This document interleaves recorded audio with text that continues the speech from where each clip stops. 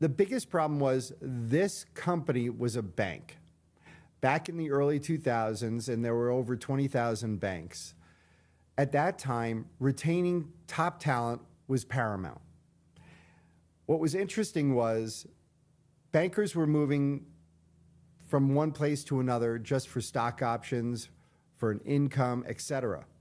And this bank was a family-run bank, top to bottom, grandfather, father, son, and they were trying to keep the father and the son in the bank, but the grandfather needed the buyout. And that's what drove this.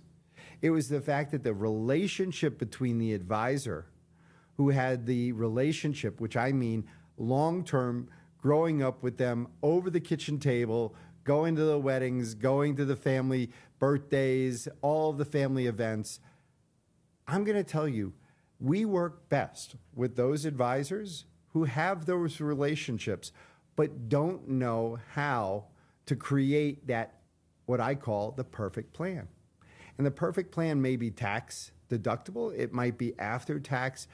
It might be a buy-sell agreement. Basically, it's all of the things that somebody can think of. But at this bank, what was specifically was happening is we needed to buy back shares. We needed to create a retention program for the senior management, and the junior management was the funding wherewithal, because they were healthy, that we could add the additional bodies to help us put the cash aside to provide the benefits for the buyout.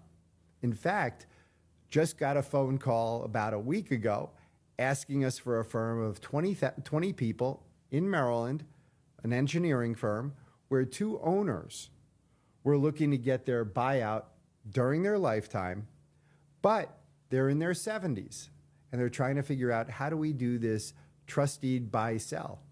Well, we're going to design a plan right now. In fact, my team is putting it together right now, where we're going to have the top 5 people get a survivorship and a retirement benefit, and then the top 15 people below them just a pre-retirement survivor income benefit that they could move up into the post-retirement, retirement benefit if they make that management level. But what it's going to do is create the cash wherewithal where the two owners will get $2 million over a period of time that's guaranteed to be paid to their family after the 5th year, from the 5th year to the 10th year. And that's the design. Again, we're not talking about cash. We're not talking about investments. We're not talking about insurance.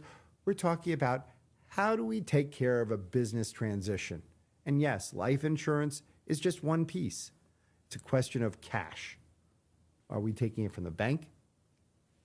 Are we doing it from accounts receivable? Are we doing it from our cash on our balance sheet?